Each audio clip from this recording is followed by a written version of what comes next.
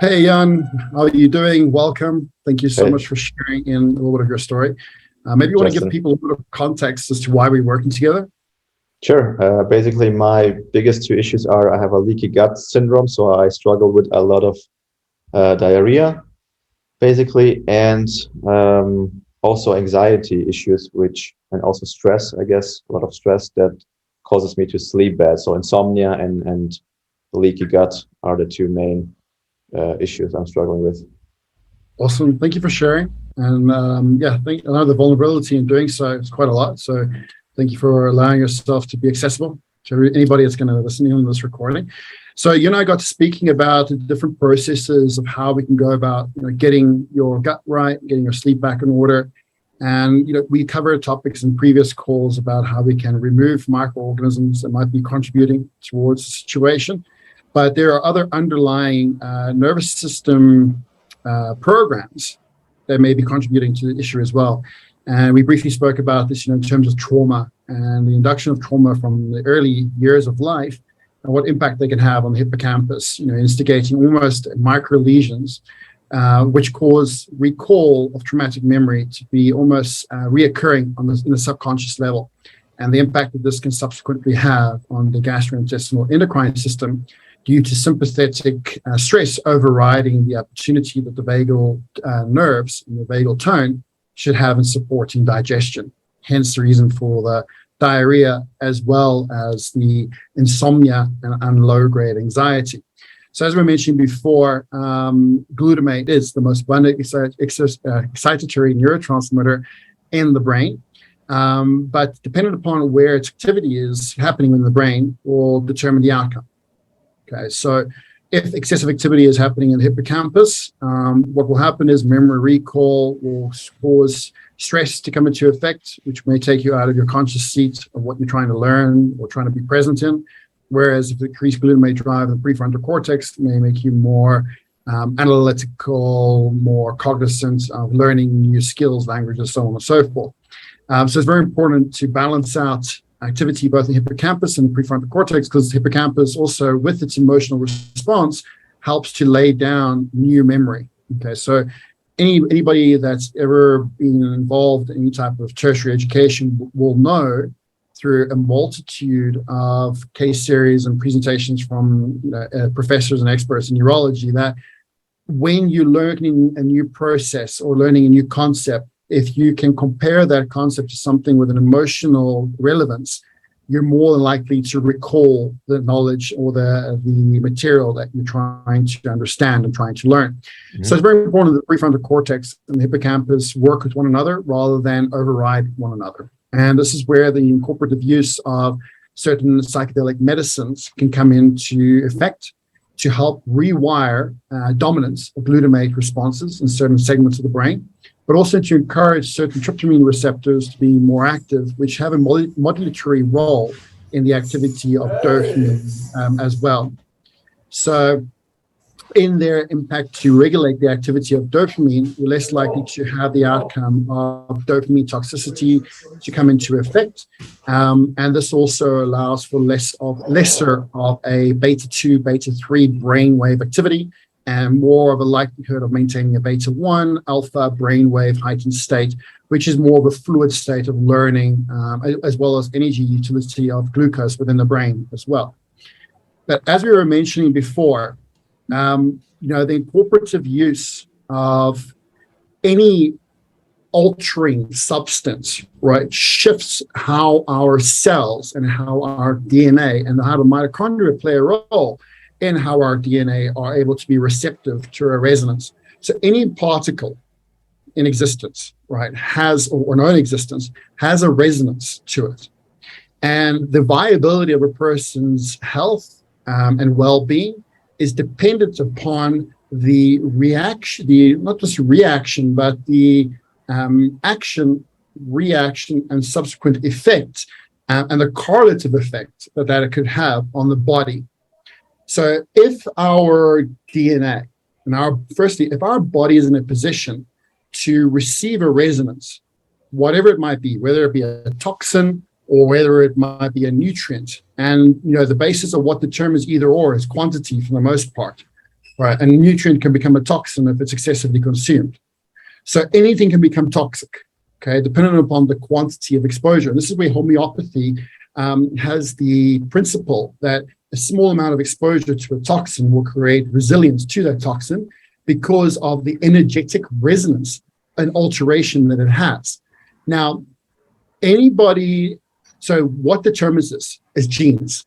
So we are all designed with a certain genetic makeup, and depending upon the range of how your genes can respond to resonance effect will determine the quality and the longevity of your life. So in certain cases, with that resonance, your genes may be able to create an orchestra, right, creating beautiful harmonic music.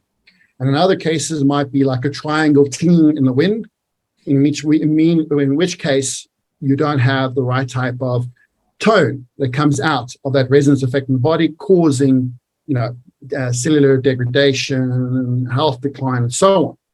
So the resonance effect of the body is reliant on the environment that the body is within, all right? Just like you would do in, you're going to have a better pitch of sound in a auditorium, right, than you would do out in the open doors, okay? So the pitch, the environment would determine the receptivity and also the tones of resonance. And that's your body. And that's what you do in terms of your daily routines and trying to improve your health and so on and so forth. And that's your environment, right? One way to improve the environment as well is working on the nervous system. So like cognitive behavioral therapy, neuro-linguistic therapies, hypnosis. These are all programming tools to help rewire the nervous system. So as I was saying, the environment will determine the tone and the pitches of the treble or the basses of different bioresonance, okay, in an analogy, putting that forward. And depending upon the environment, you can either create a musical masterpiece or you can create poor receptivity of what the sounds actually depict and create poor receptivity of the actual messages. Because every music has a message behind it. Even classical music has a message behind it to induce a certain emotional response. And the same can be said for bioresonance coming in from the environment. It creates a certain emotional response within our body. But the environment in our bodies is very important to ensure that we can actually hear the tones of that bioresonance effectively. And obviously, certain music can be more aggressive, others can be more love-inducing, emotive, so on. And this comes down to certain components coming into the body. But in essence, what's very important to understand is that your genes are the pre-programmed viability pre-programmed consideration that determines the flexibility of the tone of in the response of your tone to bioresonance. And everything is about adaptation. Everything's about adaptation. So your human code is continually updating every single day because of stressors. Life is stressful for a reason. You cannot adapt if you don't have any exposure to stress. And this is the reason why, there was a film about alien invasion. Can't remember what the film's name was now. But in any case, aliens came and they were wiping out the world and everything else. But they end up, I think it might have been War of the Worlds, actually. But they end up dying at the end of the movie because as soon as they tried to inhabit Earth, their bodies were not suited or programmed to contend with the bacteria that's native to Earth, which has its own resonance effect. Actually, it has a multitude of resonance effects because of the own biochemicals bacteria carry and create on their own. So there's no such thing as a good or bad bacteria, in my opinion. We classify bacteria as being pathogenic or commensal, okay? But that's our classification based upon our tolerance to what that bacteria signals can induce in our body. And because we have less tolerance to certain bacteria, we classify it as being pathogenic. In other words, it can induce disease.